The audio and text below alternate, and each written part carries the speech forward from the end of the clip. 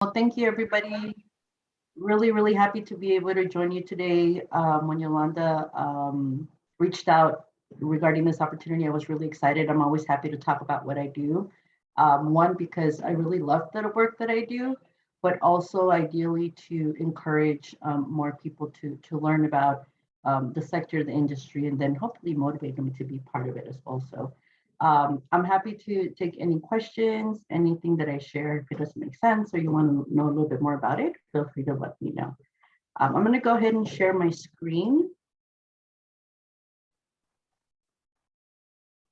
Is it working for you? It's not. You should be able to. Let's see.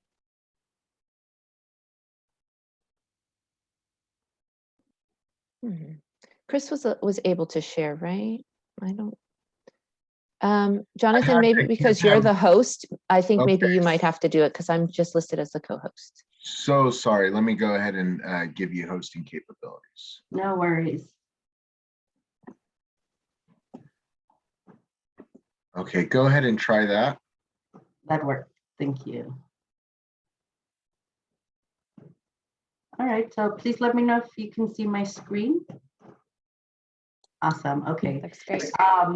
So I really was excited today to be able to talk with you about social entrepreneurship, which is my chosen career, my second career, I have to say, and I'll talk a little bit about that. But the best way that I can describe what I do and who I am is really thinking about what I love to do and how that can help other people. So I'll be taking you on that journey of how I came to be a social entrepreneur. Who I am, I think it's always important to be able to talk about how you identify and how that is important to the career that you have or the work that you've chosen to do. So I do identify as an immigrant woman. I was born in Mexico and grew up in South Central LA. And I always like to say South Central LA because I know nowadays people really say South LA or refer to it differently. But I think growing up, it was really important for me knowing my community, understanding both the strengths that my community have, but also some of the struggles and the challenges. I am the second to the youngest in a family of 9, a pretty big family. And so I always had people around. I was used to, having plenty of people in the household at any given time. I am proud to say that I am a first generation college graduate. Even though I have a sister who's older than me, we were in college at the same time. And so we both, are able to say that we were learning as we were going. And I think a statistic that I learned recently that kind of blew my mind a little bit was understanding that I can also now identify as part of the 4% of Latinas that hold a master's degree. And I didn't think that was important for a long time, but I think understanding for some of us that we have to overcome a number of challenges on our educational journey, it's important to also recognize your accomplishments and your achievements. So a little bit about me. I also wanted to share with you why I decided to go into the field that I have as a social entrepreneur. As I mentioned before, I grew up in a community where we dealt with a lot of poverty and lack of resources. That means that oftentimes, no matter how hard people worked, they might have not have enough money to eat, to pay the rent, to pay the bills. And so sometimes people can work really, really hard, but it doesn't mean that they have the things that they need. I started to think about why that was, why those conditions and situations were present in my community. And I started to get the feeling that maybe the people that made the decisions maybe didn't understand or didn't know what was the best thing to serve those communities. And so I realized that I wanted to be a part of the solution. But first I needed to understand the problem. And so that kind of took me on a journey of growing and learning as much as I could. A quote that I'd like to share that has been very important for me as I've had to make decisions about the work that I do and how I spend my energy is that I really wanted to do something that motivated me, that was important to me, to my community. And so once I was able to identify what that thing was that I was passionate about, I wanted to learn as much about it and immerse myself in it. And some of you might relate to this, but I love to eat. Food is something that I have a very special relationship with. for a number of reasons. Now at this stage in my life, I'm starting to learn that food can be a source of not just sustenance for your body, but also for your mind and your spirit. And so what goes into your body is really, really important. So I wanted to share this really brief video with you just to give you an introduction to the work that I do in the food justice space. And then I'll be sharing some details afterwards.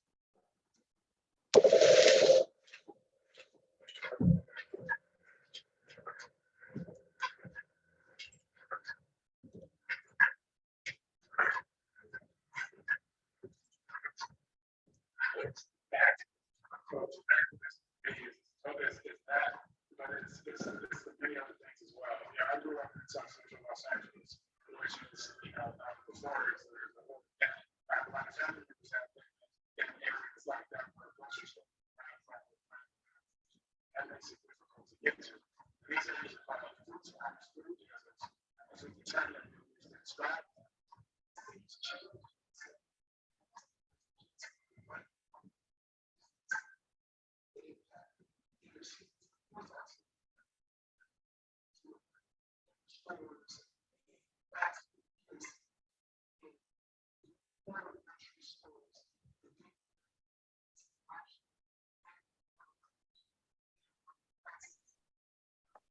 Claudia, we can't hear the sound very well. Can you, there should be a setting that says share video sound or share computer sound.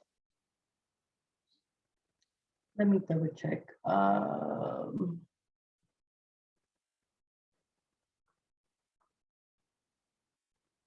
trying to think of where it is. Does it just sound fuzzy? We just can't Should hear be on the sound. toolbar, yeah. Okay, let me try that. I think that might have. the first mindset is that you're gonna eat something, healthy. A lot of people who live in communities like that don't know what fruits and vegetables are, so they're not going to eat what they don't know. And another thing is because of subsidies, a head of lettuce costs more than a Whopper, which doesn't make any sense when you break it down. You're comfortable with what you know. I can throw some oxtails in the crock pot, let them cook all night, wake up to the smell. That's what you grew up on. That's what you know. So to now say, take those greens and don't put the salt pork in them and the bacon or the ham hock, you're like, yeah, I don't know how that's gonna taste. What would you want to do starting tomorrow with this stuff? What I would want to do starting tomorrow, starting today, is just educating people about healthy food. People need to know that this movement is more than just about your own health. It's not just about being a vain vegan. It's also about realizing you're impacting the world, and you're also protesting a system that says that you should be fat, sick, hopeless, and nearly dead. Question. I feel like when you take the veil off of people's eyes and then ask them, why are you eating this way instead of eating a healthier way? Have you been put in this position? Is this a choice that you made on your own? Why are you doing that? And I feel like that is a large form of activism. But at a certain point, you can't outrun the truth. Listen to it, let it soak in, and if it moves your heart, then make a choice at your very next meal to become an activist. Protest with us with your very next meal.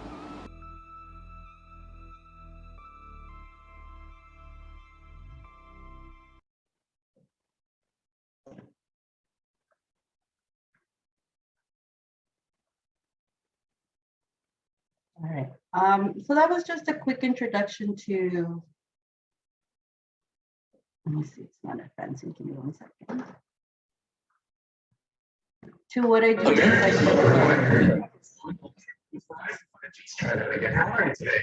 second. Give me 1 second.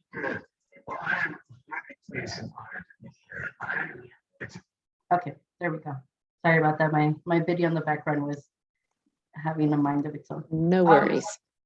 So I just wanted to share a little bit of context as far as what food justice is, and as a social entrepreneur, what I do in that space.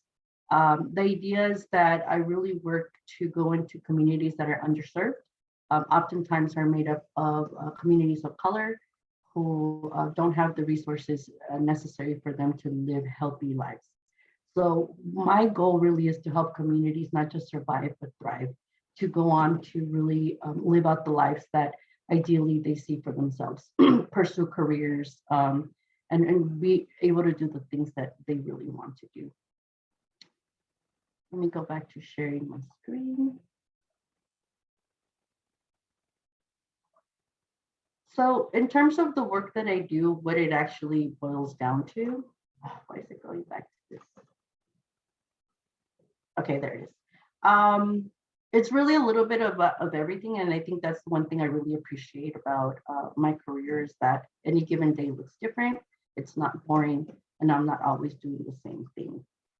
And so a big part of what I do is thinking about how racism and equity look not just in our systems, but in our communities and the organizations that provide services, our decision makers. What are the things that they're thinking about that really uplift people?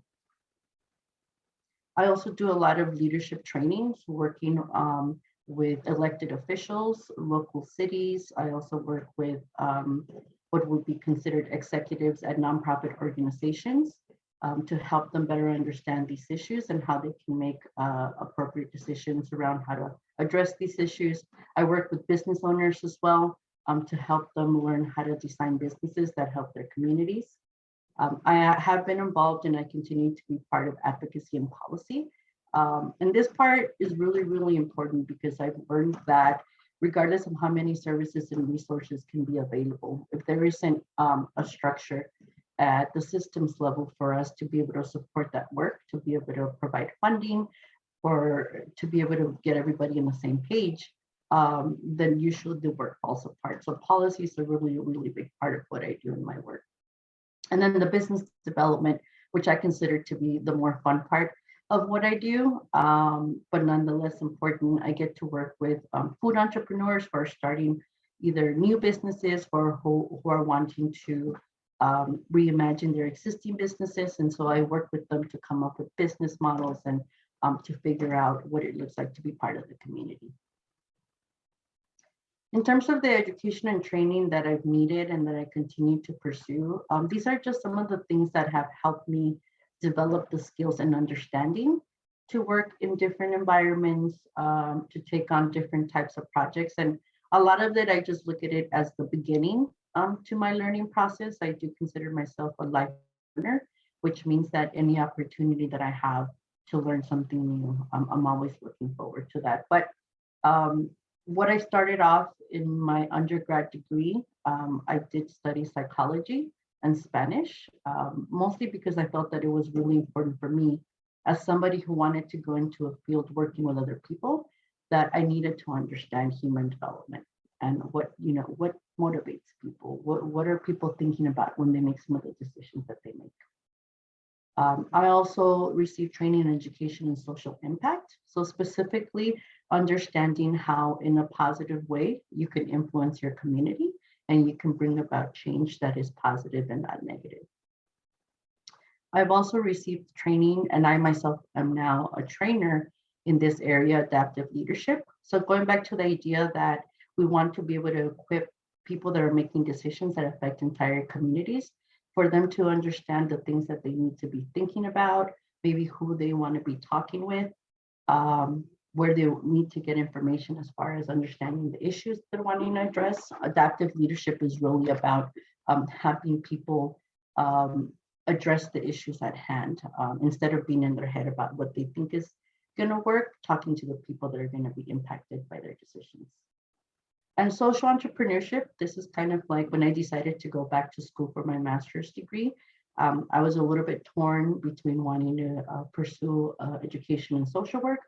And then I realized that social entrepreneurship was really a good meeting place between what I already knew from my psychology background, but being able to apply it to business and to other endeavors. So I consider this a foundation of where I've learned a lot of the skills that I use every day, a lot of the knowledge that I've needed to have in order to move forward with the projects that I'm involved with now.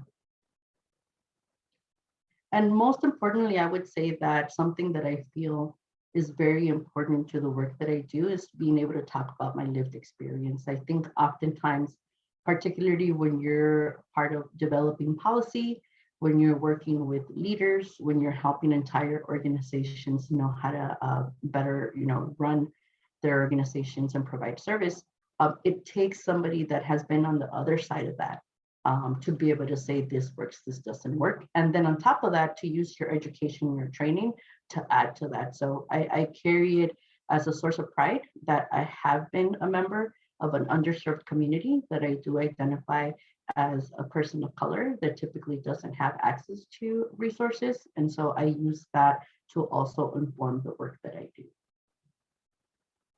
In terms of the knowledge and skills that are required for me to be able to do the work that I do, it's really important for me to be able to conduct research. As I mentioned earlier, I'm a lifelong learner, and part of what my job calls for is always learning something new, specific to that project, whether it's policy, whether it's training, whether it's business, and being able to apply it to that specific project or venture that I'm working on. So if you're familiar, with using your computer, which is what most of us use nowadays, I had to learn to go into the library and to pull out books, right? To get really friendly with the librarian and ask questions about resources available. But nowadays, information is available in so many different forms. It's definitely something that I've had to get comfortable with. I've also needed to develop my skills around strategy. So when we think about strategy, it really oftentimes ends up being coming up with a plan with your goal in mind. So you kind of work backwards a little bit, thinking, what is the change that I want to see in my community? Who are the people that need to be involved? What are some of the steps and activities that need to take place? And then how does it all come together? And so strategy is a really, really big part of the work that I do.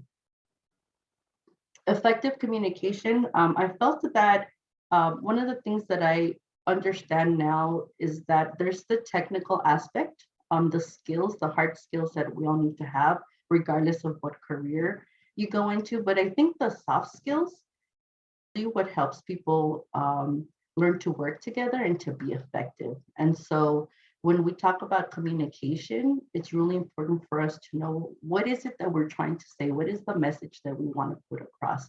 And to who? Who are we trying to connect with? Who do we want to make sure that understands, the message that we're putting out? And so communication is very key to the work that I do, given that I work with different people from different backgrounds. Relationship building is also a really important aspect of the work that I do.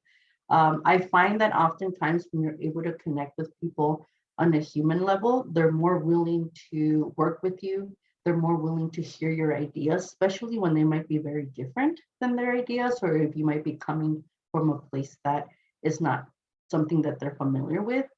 Connecting with people on that personal level is so helpful in helping you work together.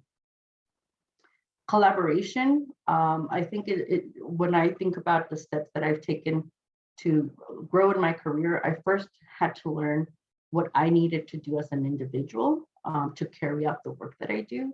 But then now I understand that I can't do and I can't bring around the change that I want to see in my community without working with others. And so I've also had to learn how to collaborate with people, understand where they're coming from, find the common ground that motivates us all then to work together. And then empathy. This is something that more and more nowadays we talk about, and I think any career is, particularly when you're wanting to address really sensitive issues or significant challenges in any community, it's always important to understand where that other person is coming from, and being able to put yourself in their shoes, even if it might be something that you yourself haven't experienced. It's really important to try to occupy different mindsets to understand what the problem might be. To give you an idea of some of the projects that I've been involved with as a social entrepreneur, a lot of what I do is training, as I mentioned, working with leaders to help them learn a lot more and dive deeper into issues in their neighborhoods and their communities, so that they can come up with solutions that make sense to them. I also have been part of working to advance policy, particularly with the street vendor campaign. So in LA, And I think in a lot of parts now it's becoming more popular to find people on the sidewalks that are selling food, selling crafts. And so helping the state of California to adopt a policy to better support those vendors and to provide certain protections, but also regulations that protect the customers as well. I've also had the chance to work with an organization that runs a different farmers markets throughout the city of LA. And so working with them to be able to educate community members around the benefits of having healthy food options, making healthier food decisions, and where to purchase those products. One of the things that I get really, really excited about is around business development. And so I also have had the opportunity of working with organizations who support small business owners who are wanting to start new food businesses and also want to help their community. So I work with those business owners either through grocery stores. This is an example of used to be a liquor store. And they decided that after 20 years of operating their liquor store, they wanted to turn it into a healthy food place. And so we worked with them on redesigning the interior, figuring out what products they wanted to sell. It was a whole makeover that they received. So that was really cool. And then the last part, I'm really happy to also be part of the founding group for Gentify, which is a company in LA that invests in small business owners of color, who are usually first-time business owners wanting to open a food business. And we provide business training, mentoring. We connect them to resources so that they can help grow their business and be successful. Some of the benefits, I think that a lot of us, work really hard to get to where we want to be.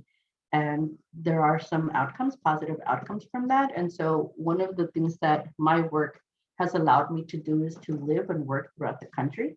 So I am a native to LA, but I have lived in the Bay Area. I've lived in the East Coast, in the Southwest, as well as Arizona. And I've also been able to live outside of the country as well. Traveling is a big part of what I love to do, not just for work, but for personal fun reasons. And so I always love being able to visit a new place and learning about what they're doing around food justice issues and social entrepreneurship as well. I get to meet people from all over the world. I think that's really, really important. Coming from a community where it was predominantly Latino, Latina, and African American, I love the fact that I get to be exposed to different people from different backgrounds, different ethnicities, with different life experiences, literally from all over the world. And one of the things that I forgot to mention was in terms of the education and training that I received, is that I've also been able to travel, out of the country. I was, as part of a student project that I was involved in, I was able to travel to Dubai. And the reason I say that is because I don't know that that's a place that I would have traveled necessarily had it not happened through school. And so I'm very grateful for that experience because it definitely helped expand, my perception of the world. Going back to the idea that I love food, I love experiencing food. I get to work with different people that are, doing different types of cuisines that are very representative of their culture. And every time somebody feeds me, I feel like they're sharing a part of them that's very special. And so I always look forward to the taste testings and, meeting chefs and kind of being invited to events where like food is the main, guest in that event. And I think importantly, just as much as I'm able to do the type of work that motivates me, that's important to me, I also get paid to do what I do. It's definitely, in my opinion, a great way to make a living. I still have to pay the bills. I still have responsibilities that I need to meet. And so I couldn't feel more fortunate that I love going into work. The people that I work with, any given day is different. And so for me to be able to make a living that way is really, really special. And it's really, interesting because I think my work really pushes me to be creative around problem solving. And so that wouldn't be possible again if I wasn't working with different people with different points of view, different perspectives. And so I get to experiment, I get to try new things, I get to do things that I already know work and build on that. And so I have a lot of fun in the work that I do. I think though that there's also inevitable challenges that we all experience in our career. And for me, some of the really significant challenges that keep coming up is really thinking about how do I address racism in our systems, sometimes at the individual level, at the organization level, in businesses. And so that's a never ending, I think, journey that we'll be on. It's not something that happens overnight, and it's not something that has an end point. I think it's something that as people, as a society, we always wanted to continue to strive to know better and to do better. And so it's a very real challenge to the work that I do. More on the personal level, overcoming imposter syndrome. If this is something that you're not familiar with, it's really the idea that sometimes a little voice in the back of your head says, can you really do this? And you start questioning yourself and you start asking, you know, who am I to be making these type of big decisions, or do I really know what I'm talking about? And so I think the quote that comes to mind when I think about this is, if your dreams don't scare you, you're not dreaming big enough. And I think now I'm in a point in my career where I'm doing the work that I always dreamed of and I always imagined myself doing. And I've received the training and the education that I needed to do that work. And so I really need to be able to believe in myself as much as I think other people believe in me as well. And this one, I think, is always something a work in progress, but being able to have a work-life balance. And so I've learned that I want to work smarter, not necessarily harder. And I want to say that this part is really important because given the sacrifices that I know that my family had to make as an immigrant family, coming to the United States, having to learn the language, having to learn the culture, I know that they worked really hard, right? They had a lot of jobs that were labor intensive. They worked long hours. And so now, you know, in large part due to the education that I've received and the opportunities that have become available to me, I want to be able to still do important work, but to be in it for the long run. I don't want to burn out. I don't want to get sick. I don't want to stop being effective and present in my work. And so I've learned that as much as I enjoy the work that I do, I also need time to rest. I need time to build relationships with my family, with my friends, with my community, so that then I can go back to the work that I do and be that much more effective. Some of the things that have helped me overcome some of those challenges and have really helped set me up for success. First and foremost, I needed to understand that education and training are important to build a foundation, whatever that looks like. Whatever job you imagine, whatever career you choose for yourself, there's always a certain aspect of knowing the things that you need to know and being able to do the things that you need to be able to do. Whether that's a 2-year program, whether there's a certificate program, whether it's a 4-year program, whatever that looks like, it's really, really important to have a basic foundation. Once I actually joined the workforce with my degree, I really was eager to jump into different types of work opportunities, what probably some of us would call on-the-job learning. So there's certain things you'll learn from reading a book, from being in a classroom, from listening, hearing your teachers and your professors talk about the subject matter, but then there's just things you're going to learn by doing it. And so I've had a number of different jobs in my career. I've also chosen to work with different types of people and in different types of communities. Sometimes I've worked in predominantly Asian American communities, predominantly African American communities. And so it taught me a lot about working with people as human beings first and foremost, learning about their life experiences, and then using that to inform the decisions that I make. Something that I think has really helped me be successful is to be able to surround myself with people that are also motivated and ideally smarter than me. I tend to ask a lot of questions, and so I like to be able to surround it by people that have answers to that, or that can point me in the direction of where I can find those answers. And so definitely surrounding myself by smart, motivated people has been really important. One of the things that I also realized has helped me a lot is to be able to take advantage of opportunities that have come my way. And, sometimes opportunities might seem small or they might seem too big. I think they're equally important because they can all have something to teach you.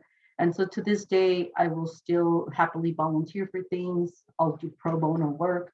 I'll kind of take on jobs that, some might consider too small. But it's, one of the things that's really important for me is knowing that I'm helping and also that I'm learning something new.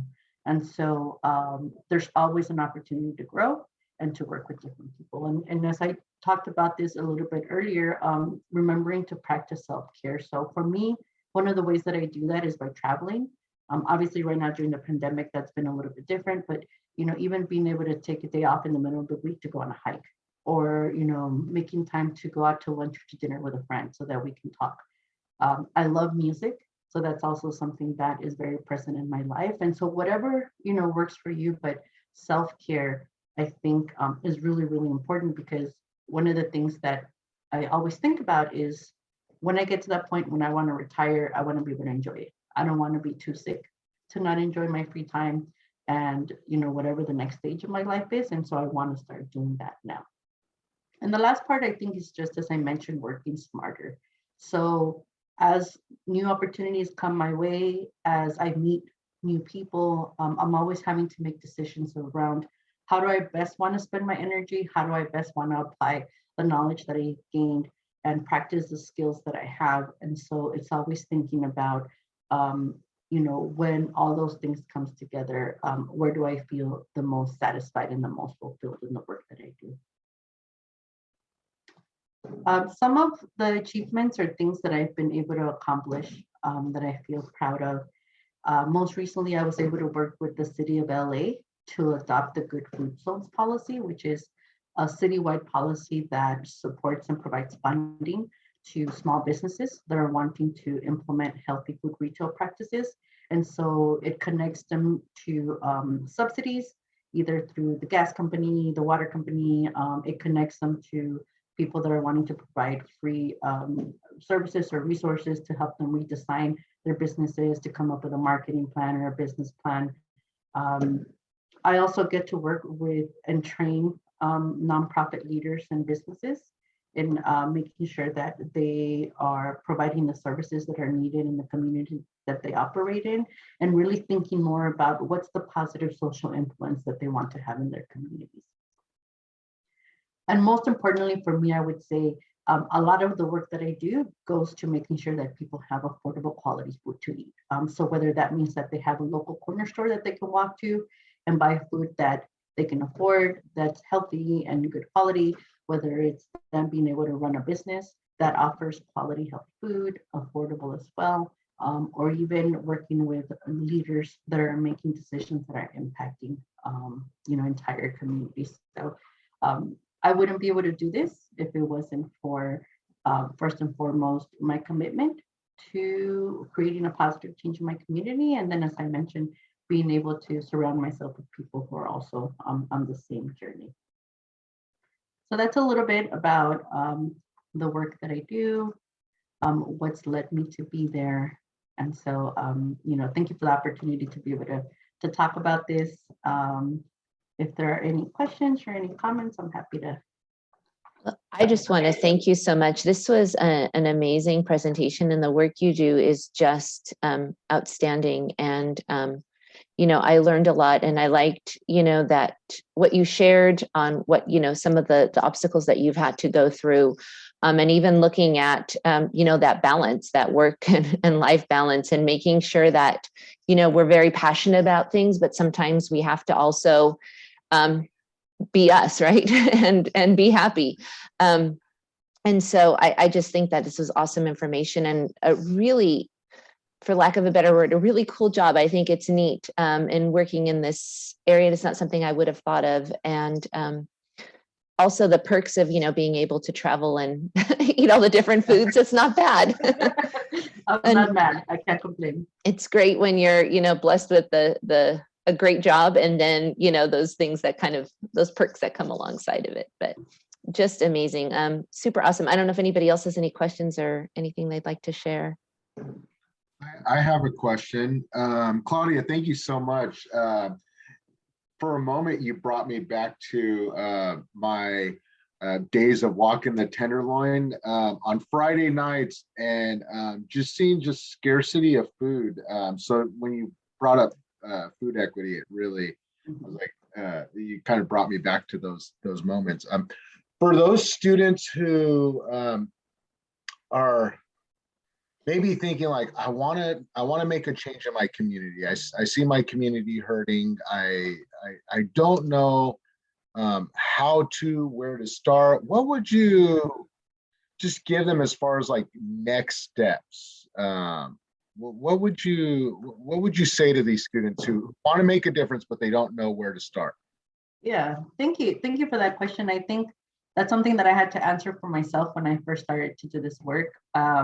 I think if you come from a community where you don't see anybody talking about this, or you don't know of a place where you can go, it does require a little bit of research about asking people. I would definitely start off in this case asking your teachers if they know of any resources.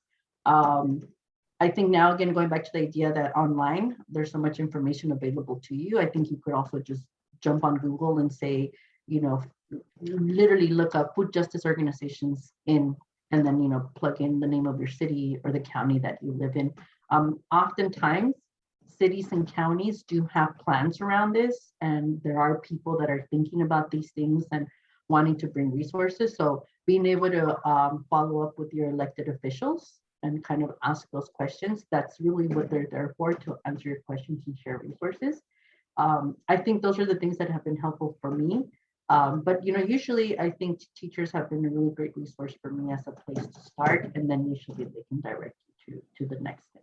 Love it. And just a quick note to our students listening, that volunteer experience is definitely important, because this is a career fair, and I know we're talking about things like food equity and stuff, but volunteering is huge. I've volunteered. I had a friend who recently got a job just based on their volunteer experience. It wasn't even their work experience. So I think that's a relevant point, because I was just working with a student on a resume, and they said, I don't have any work experience, but they had all this passion for helping people.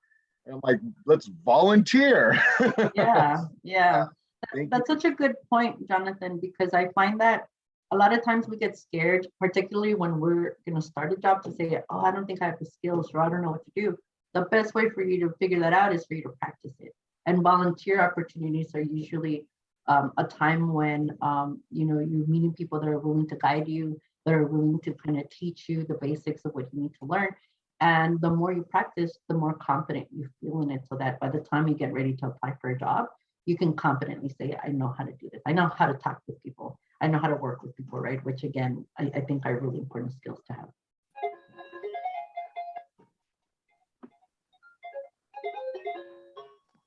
Absolutely. Well, oh, sorry, did you have something? No, I'm sorry. That was my. I was wondering where it was. I That know. was my doorbell. I'm so sorry. That's a fun doorbell. But, all right. Claudia, that's how I wanted to end the session, with a nice song. Yeah. Appreciation. I apologize. Oh, no worries. I love it. All right. Well, thank you again, Claudia. I'm going to go ahead and stop our recording here.